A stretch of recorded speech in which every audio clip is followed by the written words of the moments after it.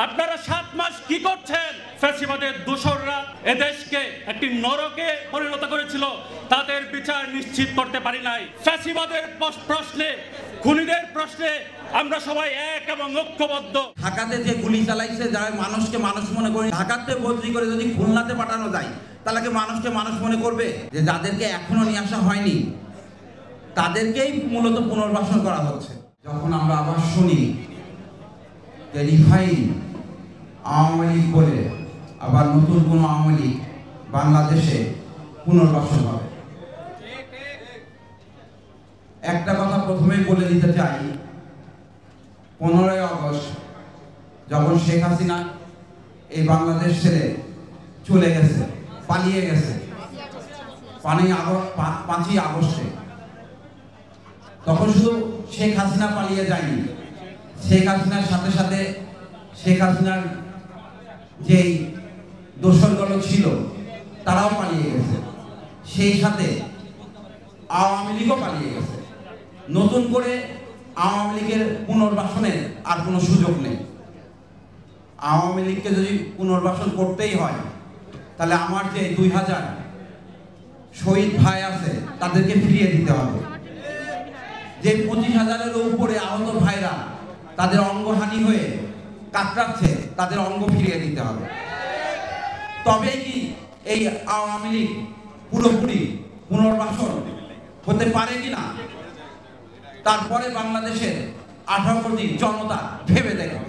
আমাদের ভাইদের হত্যা করলো, আমাদেরকে আহত করলো, তাদের এখনো দৃশ্যমান কোনো বিচার এখনো হয়নি। এমনকি যেই পুলিশ সদস্যরা আমাদের উপরে নির্বিচারে গুলি চালিয়েছে, তারা এখনো বিভিন্ন জায়গায় দায়িত্বরত অবস্থায় আছে। ভাই, এটা কি হতে পারে যে ঢাকাতে যে গুলি চালাইছে, যারা মানুষকে মানুষ মনে করেনি, কুকুর মনে করেছে, তাদেরকে ঢাকাতে বদলি করে যদি খুলনাতে পাঠানো যায়, তাহলে কি মানুষকে মানুষ মনে করবে? মানুষকে সে কুকুরই মনে করবে। তো কেন তাদেরকে এখনো তাদের সেই দায়িত্বে এখনো রাখা হয়েছে?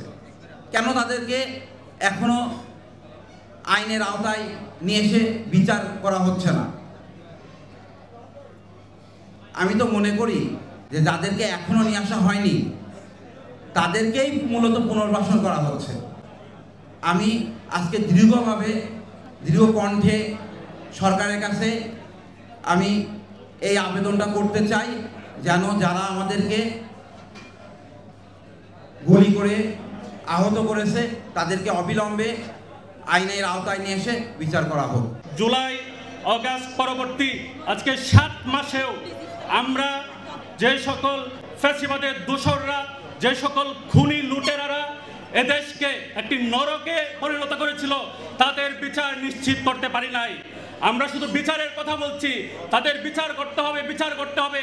আপনারা 7 মাস কি করছেন?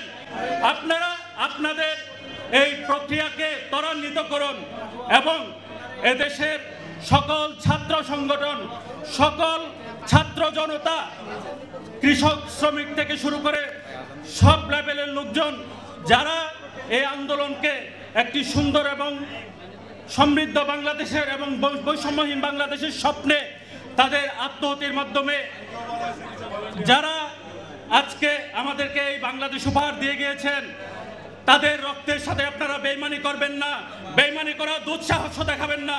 ফ্যাসিবাদের প্রশ্নে, খুনিদের প্রশ্নে আমরা সবাই এক এবং ঐক্যবদ্ধ।